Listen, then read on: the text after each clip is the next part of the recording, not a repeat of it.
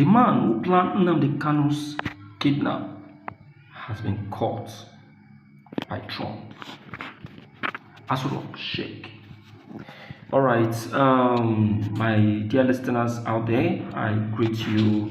I greet everybody out there listening to me through this very channel. You are all welcome to the Lord TV. I know this very video is going to interest you, it's going to sensitize you, and it's going to enlighten you. This is the video I know you have been looking for.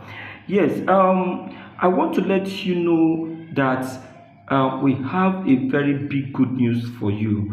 The US President Donald Trump has finally met with the man that planned the extradition of Nnamdi Kanu, in fact, the capturing of Nnamdi Kanu in Kenya.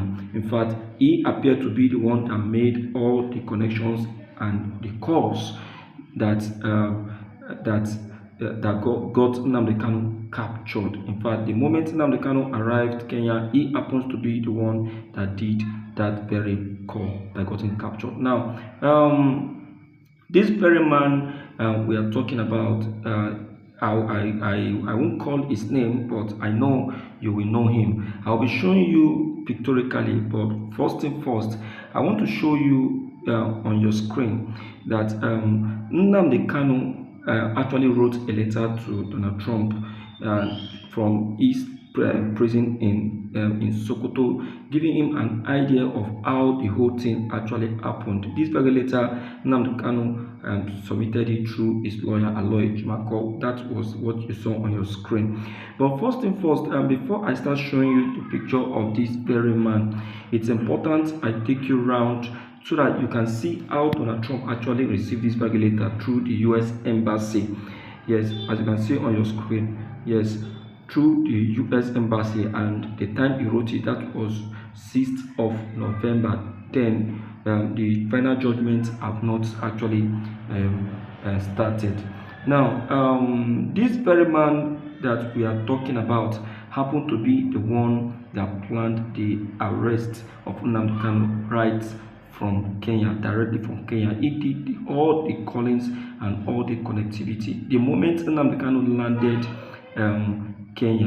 landed Kenya, he was the one that made the call that actually led to the immediate capture of Mazi Nnamdi Kanu. But before then, I would like to take us straight to the city of Kenya.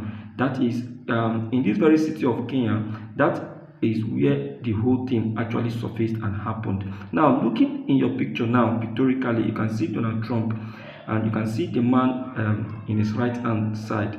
You can see him as circled with a red marker. Yes, that man.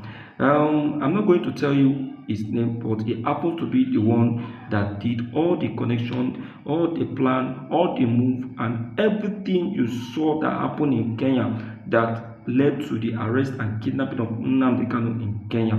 I would like to tell you the name, but before telling you, I would like you to make I do small examination, make I know who go really tell me the name of this very man. Now, this man, how was he able to confess so quickly? And then why did he actually went this far to reveal the truth to Donald Trump? Yes, okay, let me just do you this very favor. This man that I've been trying to say, his name is Ruto. Yes, Ruto happens to be the vice president to the then president of Kenya, that is President Kenyatta. Yes, Ruto happens to be the vice to Kenyatta. And Ruto happens to be the one that did all the underground work, and that is why trying to call the name Kenyatta into this very case, Kenyatta will tell you, I know nothing about Nnamdi Kanu's arrest. You can see that Kenyatta, in one way, will not be blamed. But why they are saying that is to be blamed is that there is nothing that will be happening in your country that you will not be informed. So far, your vice is informed. Automatically, you are informed. You understand? So definitely, he must have given his vice the go ahead to carry out that very action as his vice, now. And it was revealed that 10 million naira was actually spent for that very process. The Nigerian government spent $10 million. Sorry, why is I saying naira? $10 million to fast track this very mission. I don't know if that money was paid to Kenya or if that money was actually used for flight move, and then the flight we heard about was the Nigerian flight, the Nigerian presidential jet. That was the jet that was detected used for Nnamdi Kanu's extradition. So, and probably the $10 million will be money paid to Kenya, and also the very room they kept Nnamdi Kanu for 8 days, where he was, and how he was secretly moved down to Nigeria. Well, that was how they said they spent that very money. Now, the reason for this very video is this. The president of Kenya, Kenyatta, has finally been involved in this case of Nnamdi Kanu.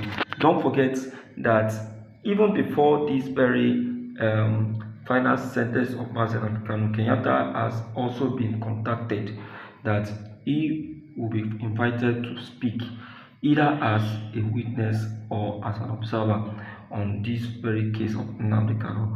Kenyatta all the while has been trying to get himself, detached, separated, saying he knows nothing about this and there is nothing he can say about this. But they keep telling him that he is the key person that is needed for this. And besides, this very atrocities was carried out in his own country, so there is need for him to come into this matter. So now, this video you are seeing right now came up as a result of Kenyatta curiosity for proof.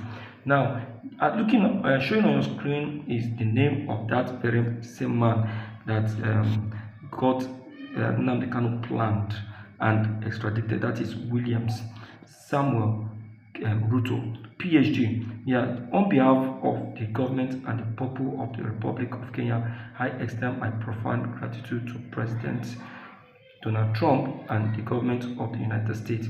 You see, he actually was the one that made this revelation to Donald Trump. He confessed this very crime to Trump, but is Trump actually trying to take action against him? No. Reason why he did what he did was as a result of is because of this very decision and judgment passed against Nnamdi Kanu by the Nigerian government, despite Kenya's declaration and decision that Nnamdi Kanu to be released. Now, this very information has attracted this small piece that you see on your screen. According to this very small document, it said, "I commend the United States' steadfast support and resolve for stability across the Horn of Africa and the Great Lakes region. Our discussion on counter-terrorism, maritime security, and conflict resolution were encouraging and reaffirmed that when Kenya and the United States act together, the region becomes more secure, stable, and prosperous." Yes, this is one of the documents Ruto actually sent to Trump that also led to the exposure of how Nnamdi Kanu got abducted. You can see that truth is finally coming out gradually. A lot was discussed anyway. Now, Trump has actually briefed Williams a little part of his plans concerning how the IPOP leader Nnamdi Kanu could be vindicated despite Tinubu's final judgment against him. Now, still yet more information is still dashing out as per this very issue. He has also assured Ruto of 100% freedom for Nnamdi Kanu because I haven't given the judgment of Justice Omotosho a quick check and also asked some legal questions to some legal professionals.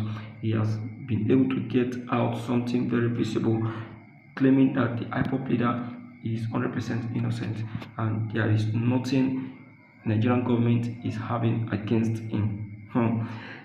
The lovers of freedom, you can see where Nnamdi Kanu is actually gaining it big.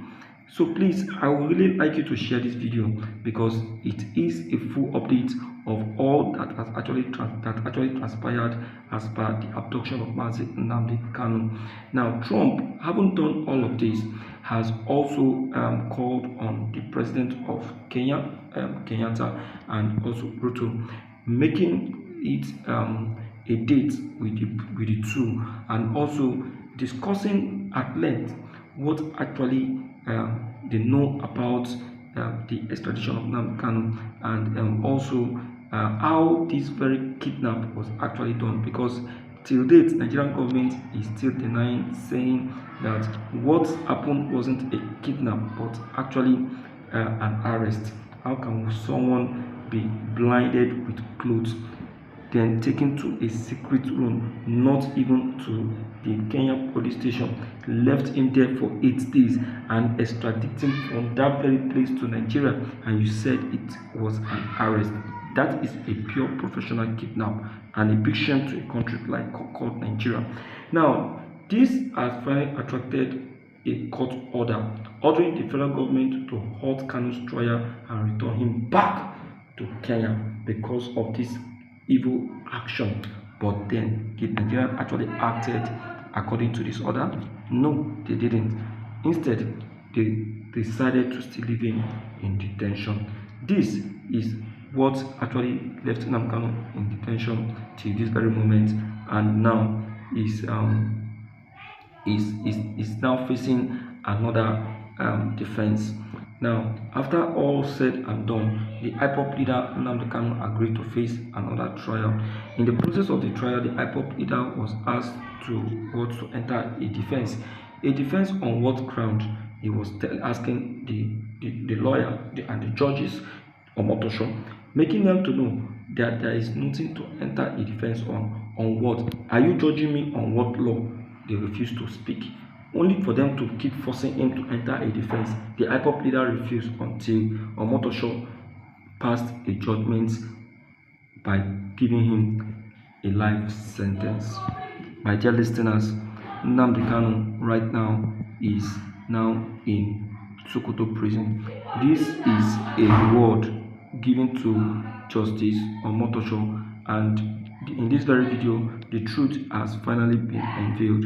So please, I would like you to help pass this very video to everyone to be informed about all that has happened, and there shouldn't be any single alteration in all that has just been said. Thank you.